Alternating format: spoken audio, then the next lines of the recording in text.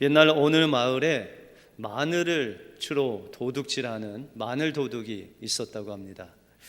하루는 그가 또 어떤 집에 가서 마늘을 훔치고 있는데 마침 주인이 그곳에 있었기 때문에 그가 잡히게 되었습니다. 그가 잡혀서 관과로 이제 끌려갔는데 그 원님이 마늘 도둑에게 3가지 벌을 제시를 했습니다. 네가 마늘을 훔치다가 걸렸으니 마늘 100개를 생으로 먹든지, 아니면 곤장 50대를 맞든지, 아니면 금전 한 입을 내라. 이 셋 중에 하나를 선택하라 라고 그렇게 이야기를 했습니다. 이 마늘 도둑이 생각해 보니 곤장 50대 맞으려니까 엄청 아플 것 같고, 또 금잎 한 입을 내려고 하니 너무 아깝기도 하고, 그냥 마늘 100개를 먹는 게 낫겠다라고 생각하고 그 원님에게 그러면 제가 마늘을 100개 먹겠습니다 라고 그렇게 이야기를 했습니다. 처음에 한두 개 먹을 때는 뭐 이 정도는 내가 먹을 수 있겠다라고 하고 마늘을 먹는데 그 한 10개 정도 먹고 나니까 입안이 얼얼하고 속이 쓰리기 시작했습니다. 그래도 이왕 먹기 시작했으니 열심히 먹자라고 했는데 한 20개를 먹고 나니까 온몸이 막 마비되는 것 같고 눈이 막 튀어나오는 것 같아서 도저히 먹기가 어려웠습니다. 그래서 원님에게, 원님, 제가 마늘을 20개 먹었는데 도저히 먹을 수 없으니까 그냥 곤장 50대로 바꿔주십시오 라고 그렇게 이야기를 했습니다. 그래서 그 원님이 그 사정을 받아들여서 그러면 곤장 50대를 쳐라 라고 이야기를 해서 곤장을 맞기 시작했습니다. 근데 10대를 맞았더니 엉덩이가 터지고 막 피가 나고, 15대를 맞았더니 정신이 막 오락가락하고, 실제로 20대를 맞았는데 너무 아파서 기절을 했습니다. 그 사람들이 찬물을 끼얹어서야 겨우 정신을 찾은 이 마늘 도둑이 원님에게 이야기하기를, 원님, 제가 더 맞으면 죽을 것 같습니다. 제가 그냥 금화 한 입을 내겠습니다 라고 그렇게 이야기를 했다고 합니다. 결국 그는 마늘 20개 먹고 곤장 20대 맞고 또 금잎 한 입 내고 겨우 풀려서 나왔다는 이야기입니다. 여러분들, 우리의 삶은 매일매일 선택의 연속입니다. 그런데 우리가 늘 우리 생각으로 좋은 것이라고 생각했는데 그것이 주님이 원하시는 것이 아닐 때가 있습니다. 그러나 하나님께서 우리의 매일매일 삶 속에서 무엇을 선택하느냐, 그 선택의 기로 있어서 우리의 생각이 아닌 예수님 생각으로, 또 예수님을 선택하면 우리의 생각과 맞지 않는 삶으로 인도하시는 것 같지만 마지막에는 하나님께서 그 길이 바로 생명의 길이고 우리에게 유익한 길인 것을 우리에게 늘 알려주실 줄 믿습니다. 매일매일 주님을 선택하심으로 주님이 인도하시는 그 생명의 길을 가시는 여러분들의 삶이 되시길 주님의 이름으로 축원드립니다. 오늘 본문을 통해서 우리는 매일매일 무엇을 선택하고 하나님이 원하시는 믿음의 길은 어떤 길이며 우리가 그 길로 갈 때 하나님께서 우리에게 주시는 축복이 무엇인지 오늘 본문을 통해서 살펴보겠습니다. 우리는 먼저 매일매일 선택을 해야 되는데 우리는 넓은 문이 아닌 좁은 문을 선택해야 된다는 것입니다. 오늘 예수님께서 각 성과 촌에 돌아다니면서 이제 복음을 전하시고 또한 예루살렘을 향해서 가셨다라고 말씀하고 있습니다. 여러분들 22절에 보시면 예수께서 각 성, 각 촌으로 다니사 가르치며 예루살렘으로 여행하시더니라고 말씀하고 있습니다. 여기서 예수님께서 예루살렘으로 여행하셨다라는 것은 그냥 한번 둘러보시려고 가신 것이 아니라 예수님께서 예루살렘에 가면 그 십자가를 져야 된다는 것을 아시고 바로 예루살렘으로 가셨다라고 그렇게 말씀하고 있다는 것입니다. 다시 말해서 예수님께서 각 성에 각 촌을 다니면서 복음을 전하시면서 예루살렘으로 가시는 것은 이제 그 길이 바로 십자가의 길이고 죽음의 길이고 내 사명을 다하는 길이라는 것을 알고 그 십자가의 길, 예루살렘으로 가시는 그 길에 있다라고 말씀하고 있다는 것입니다. 그런데 예수님께서 이 길을 가시는 그 길에 한 유대인이 와서 예수님께 질문을 합니다. 오늘 23절에 보시면 혹이 여짜오되 주여 구원을 얻을 자가 적으니까 라고 이렇게 이야기를 합니다. 여러분들, 이 유대인이 예수님께 예수님 구원을 받을 자가 적습니까? 많습니까? 라고 이렇게 묻는 것입니다. 그런데 이 유대인은 그 마음속에 어떤 마음이 있었냐면 내가 유대인이기 때문에 나는 아브라함의 자손이고 아브라함의 자손이기 때문에 나는 구원을 받는다라는 선민의식이 그 마음속에 자리 잡고 있어요. 그래서 예수님, 저는 구원받을 수 있는데 구원받은 사람이 많습니까? 적습니까? 라고 묻는 거예요. 그때 예수님께서 이렇게 말씀하셔야 되는데 그래, 너는 구원받고 유대인들은 구원받는데 그 외에는 구원받지 못한다 라고 말씀하지 아니하시고 이 사람이 질문한 의도와 달리 말씀하십니다. 여러분들 24절에 보시면 좁은 문으로 들어가기를 힘쓰라. 내가 너희에게 이르노니 들어가기를 구하여도 못하는 자가 많다라고 이렇게 말씀하고 있습니다. 예수님께서 말씀하시기를 너 유대인이니까 너는 구원받을 수 있다. 그 구원의 길을 유대인이 되면은 구원을 얻을 수 있다. 이렇게 말씀하지 아니하시고 너는 좁은 문으로 들어가기를 힘쓰라라고 말씀하고 있습니다. 그 좁은 문으로 들어가면 어떻게 된다고요? 구원받을 수 있다라고 그렇게 말씀하고 있습니다. 여러분들, 이 좁은 문이라고 했을 때 이 사람들이 이해하는 좁은 문은 어떤 문이냐면 예수님께서 있을 그 당시에는 이 마을이 성으로 되어 있었습니다. 다시 말해서 이 성벽도 있고 성곽도 있고 성문도 있어서 아침에 일찍이 해가 뜨면은 성문이 열리고 이제 해가 지면 성문이 닫혀서 아무도 이제 들어올 수 없게 되어 있다는 것입니다. 그래서 이제 사람들이 장사를 하거나 아니면 외부로 나갔다 들어올 때는 늘 해가 지기 전에 와야지 이 성문이 열려 있습니다. 그런데 이 성문이 닫히게 되면 성에 들어갈 수가 없죠. 그런데 이 성 밖에는 주로 광야, 사막, 또한 산길 이런 곳입니다. 그래서 이 광야의 저녁이라는 것은 상당히 춥기 때문에 그냥 어디서 산 밑에서 자기가 힘듭니다. 혹시나 얼어 죽을 수도 있고 때로는 사마리아 사람이 만난 도적들을 만날 수도 있고 또한 들짐승을 만날 수도 있습니다. 그래서 이 성문으로 들어간다는 것은 자기의 생명을 보호하기 위해서, 유지하기 위해서라도 이 성문으로 들어가야 됩니다. 그런데 때때로 장사를 하다가 늦어서 아니면 길이 너무 험해서 늦게 도착하는 사람들을 위해서 만들어 놓은 그런 문이 있습니다. 그 문을 우리는 쪽문이라고 하죠. 그런데 성경에는 그것을 바늘귀다라고 그렇게 이야기합니다. 그 조그만 문, 좁은 문을 가리켜서 바늘귀다라고 그렇게 말을 합니다.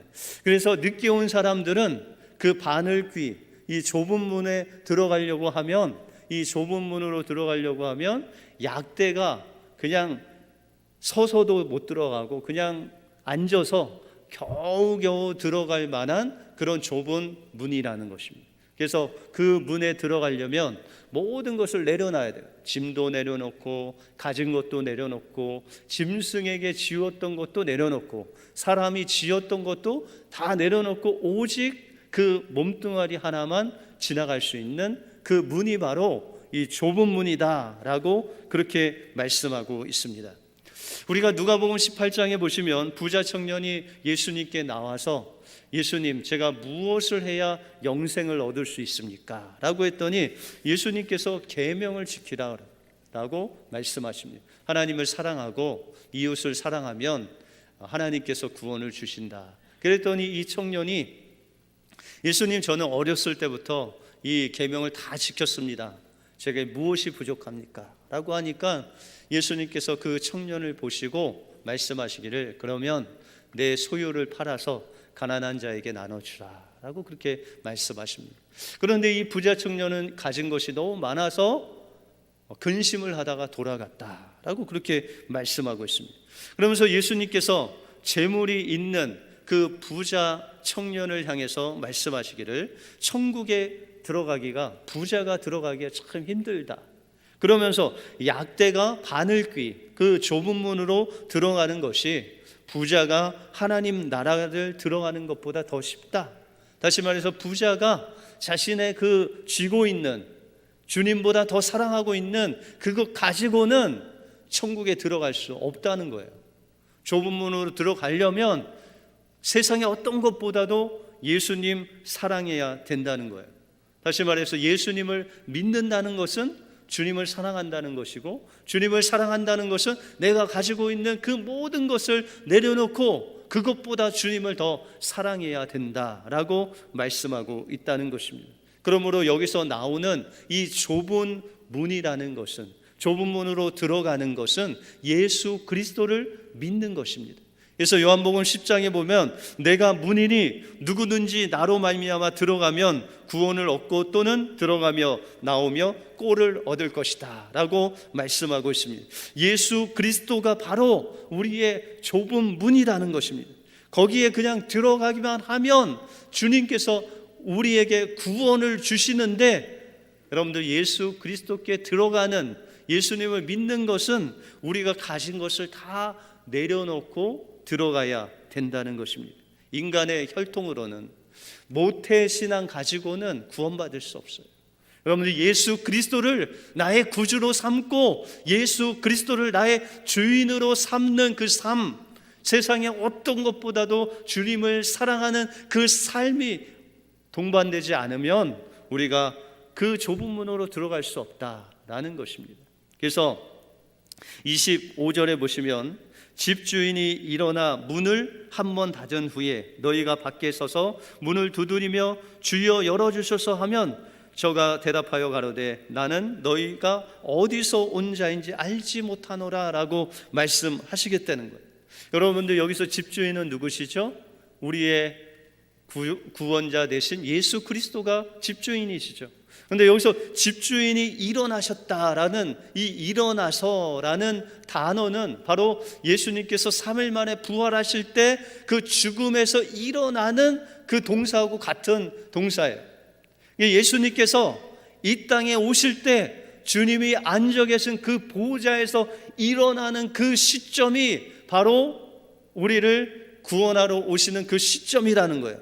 그런데 그날에는 그 문이 닫힌다는 거예요. 주님이 오신 그날에는 지금은 구원의 문이 열려 있는데 예수님 믿으면 그 구원의 문에 들어갈 수 있는데 그때에는 그 문이 닫힌다는 거예요.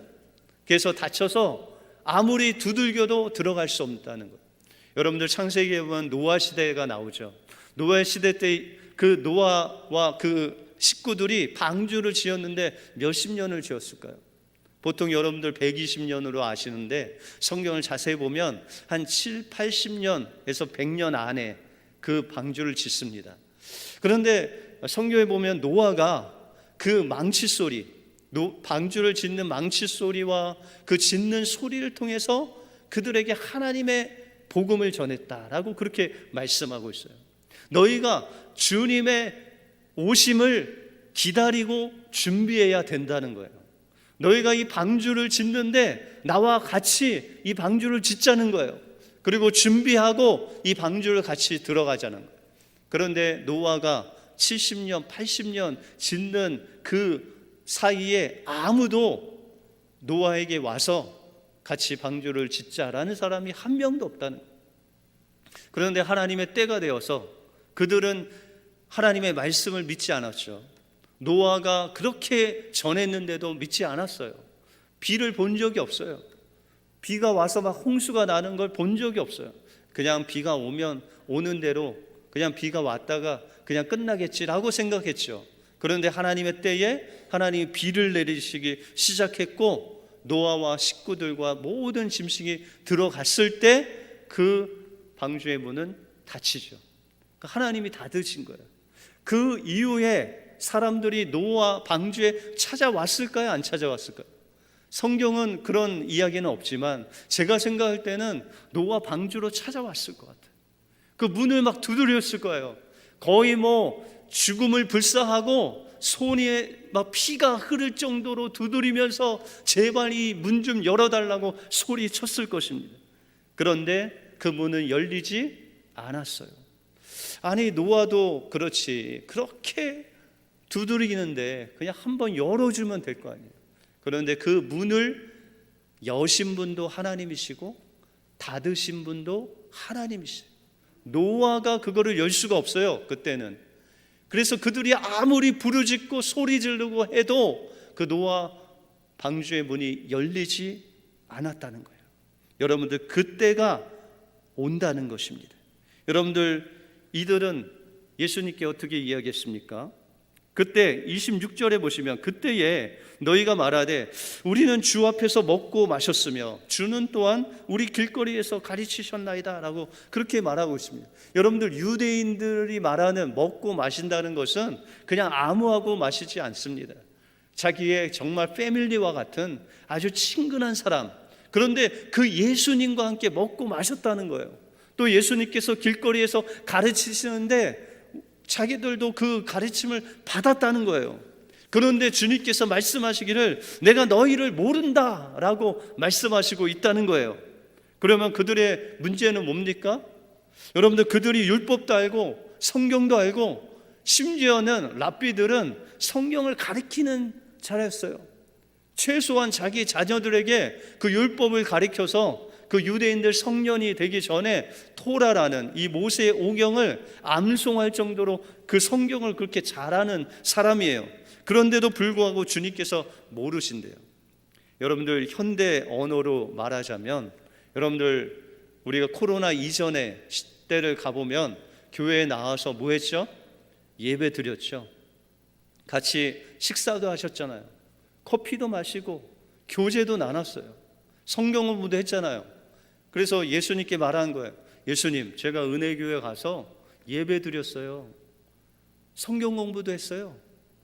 먹고 마시고 커피도 나누고 교제도 했어요. 그런데 저를 모르세요? 주님이 모른다고 할 사람이 있다는 거예요. 왜 그러시죠? 여러분들, 그 사람은 이 예배당에 나올 때 예수 그리스도를 영접지 않아야 하는 거예요. 여러분들, 예수님 믿지 않고 신앙생활 할 수 있어요? 할 수 있다는 거예요. 친교도 할 수 있고 예배 드릴 수 있고 성경 공부도 할 수 있고. 여러분들, 유대인들보다 성경 많이 아시는 분들 계세요? 그 사람들은 아예 달다 외워요. 창세기 1장부터 50장까지 그냥 다 외운다니까요. 외우시는 분 계세요?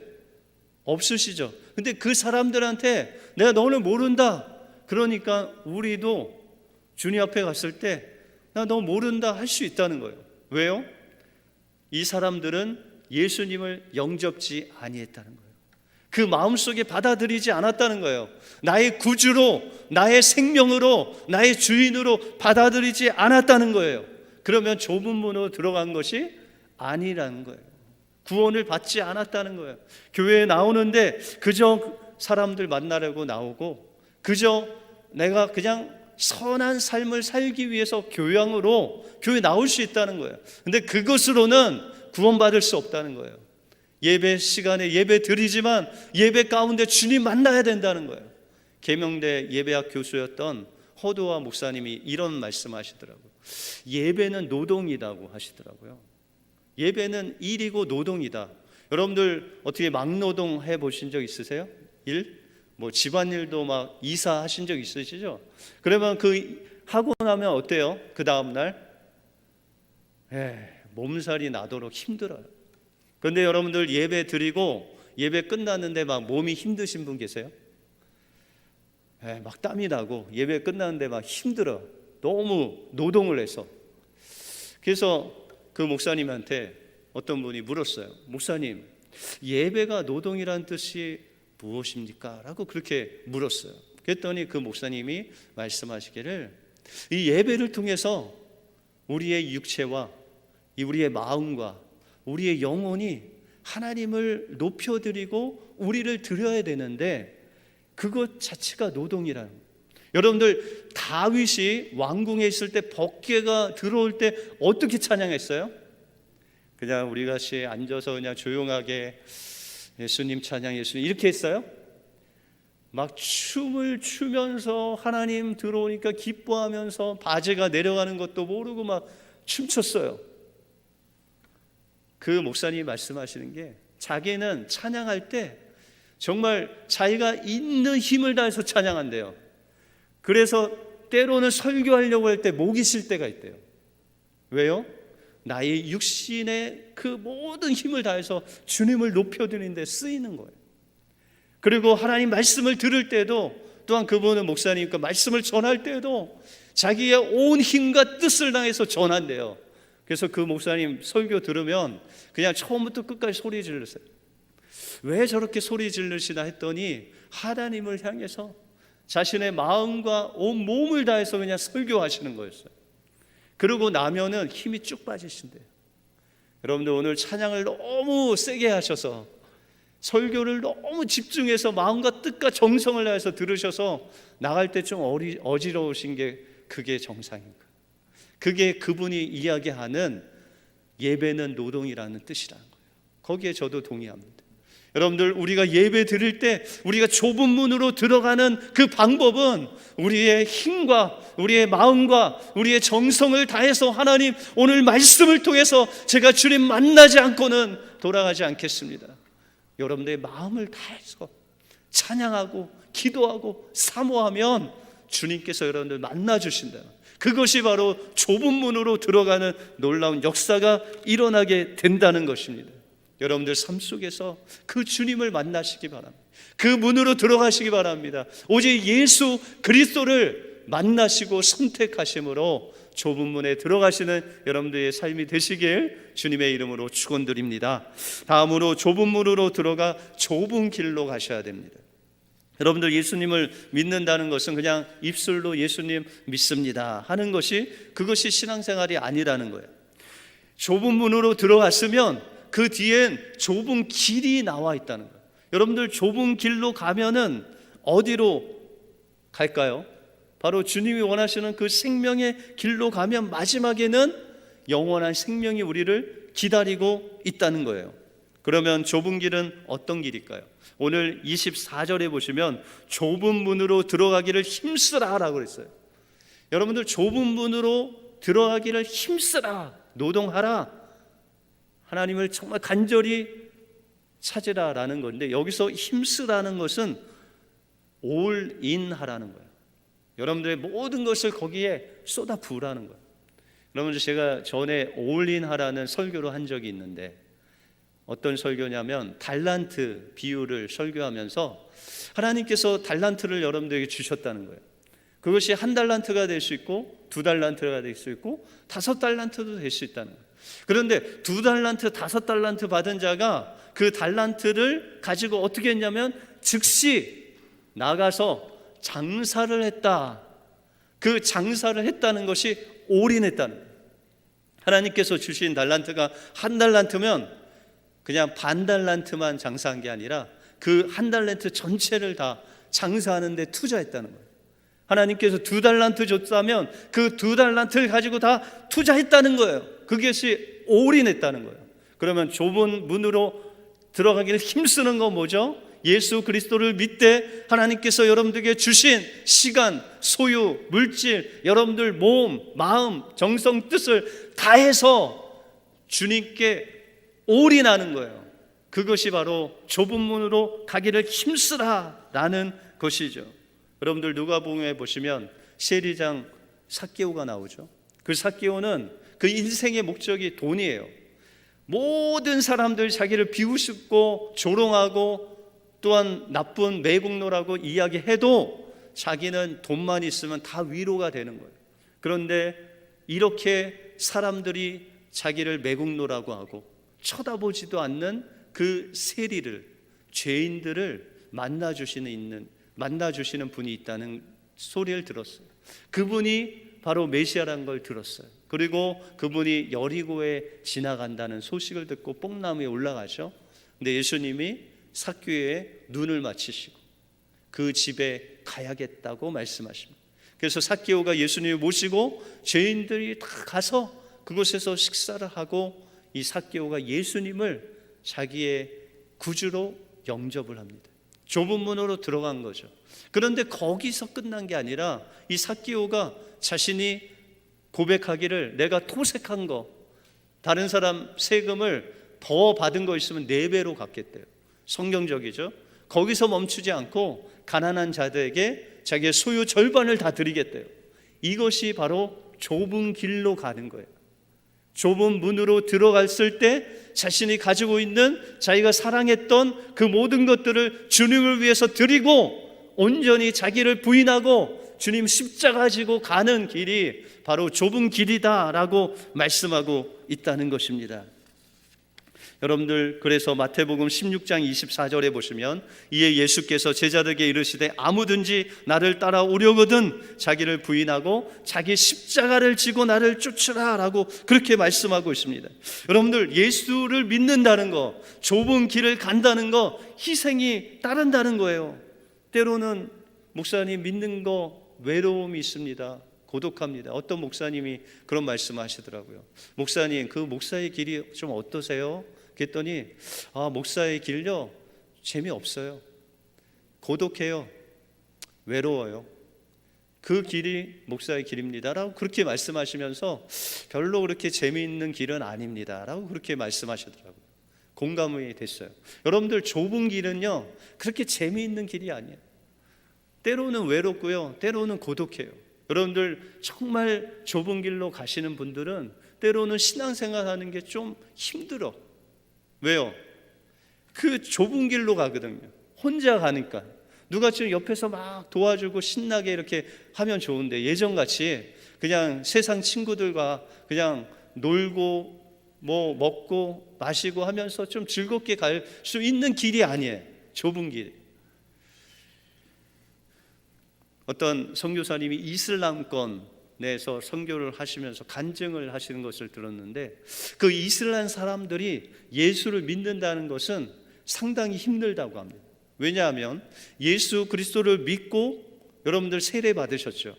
근데 그 세례를 받을 때 죽을 수 있는 위험이 있대요. 다시 말해서 그들은 세례를 받을 때 우리는 이렇게 뿌리는 세례를 받지만 그들은 예수님께서 강에서 침수에서 올라오는 그 침례를 그들이 받는다고 합니다. 그런데 이 이슬람권에서 기독교로 개종하면 사형이래요. 걸리면 사형이래요. 그런데 이들이 예수님을 믿는다고 결단하기까지는 그가 예수님을 믿고 세례받고 나는 예수님으로 살겠습니다, 거의 죽음을 결단한 거래요. 그래서 어느 날 그들이 예수님을 믿기로 고백하고 거듭난 다음에 세례를 받는데, 그 세례를 받는 물속에 들어갔다가 나오지 못하는 경우가 있대요. 그것이 발각돼서 걸리면은 그 안에서 올라오지 못하고 죽는 거예요. 여러분들, 예수 믿는 것 때문에 자기의 목숨을 걸고 세례받는 사람들이 있다는 거예요. 그건 뭐예요? 그 길이 좁은 길이라는 거예요. 우리는 예수 믿고 좁은 문으로 들어갔는데 삶은 넓은 길로 갈 때가 있죠.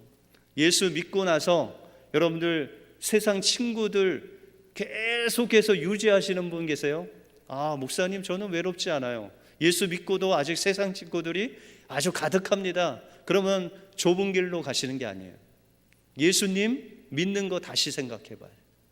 여러분들, 예수 그리스도를 믿었는데도 불구하고 나에게 외로움이 없다, 고독하지 않고 힘들지 않다, 그러면 그 길이 정말 좁은 길인지 아닌지를 생각해 보셔야 돼요. 작년 연말쯤에 우리 찬양대가 한번 선 적이 있죠. 몇 분이 선 적이 있어요. 근데 사람들이 이제 좀 걱정을 하셨어요. 코로나인데 찬양대 서도 될까? 그런데 찬양대원 중에 한 분이 그런 말씀을 하시더라고요. 목사님, 찬양대 서면 코로나로 인하여 어려움 당할 수 있는데 저는 코로나를 당하면 당하리라 라는 마음으로 성가대 섭니다 라고 그렇게 말씀하시더라고요. 제가 놀랐어요. 저분은 정말 좁은 길을 가시는 분이시구나. 여러분들, 예수 그리스도를 믿는다는 것은 내 생명을 주님께 먼저 맡겼다는 거예요. 드렸다는 거예요. 그리고 주님께 다 맡기고 주님과 동행하는 길이라는 거예요. 그래서 우리의 삶 속에 우리 1년 내내 주님 전도하지 않았다면, 내가 예수 그리스도 평생 한번 전도하지 않았다면 그 삶은 좁은 길이 아닐 수도 있어요. 내가 정말 좁은 길을 가느냐 생각해 봐야 됩니다. 그러므로 여러분들 매일매일 주님께서 우리에게 원하시는 것은 좁은 문으로 예수 그리스도를 향해서 들어가는 그 삶이 좁은 문에 들어가는 삶이다라고 말씀하고 있습니다. 여러분들 좁은 문으로 들어가면 우리에게 기다리는 것, 그것은 좁은 길이라는 것. 그 좁은 길, 때로는 희생이 있고 때로는 정말 아픔이 있고 때로는 외로울 때가 있는데, 그런데 그곳에 주님이 함께 하신다는 거예요. 그곳이 주님이 동행하는 길이고 그곳을만 따라가다 보면 주님께서 예비하신 영원한 생명의 길이 그 좁은 길이라는 거예요. 그러면 여러분들 어떤 길로 가시겠습니까? 좀 쉽고 다른 사람들이 가는데 그 넓은 길로 가면 마지막 뭐예요? 멸망, 지옥이에요. 그런데 이 좁은 길로 가면 좀 힘들고 외롭고 고독하지만 주님이 함께 하셔. 주님이 주신 영적인 기쁨이 있고 그 길로 가면 마지막은 생명이에요. 어느 길로 가시겠습니까? 여러분들 우리 은혜교회 모든 성도들은 좁은 문, 좁은 길로 가셔서 주님이 예비하신 그 생명의 풍성함을 누리시는 여러분들의 삶이 되시길 주님의 이름으로 축원드립니다. 기도하겠습니다.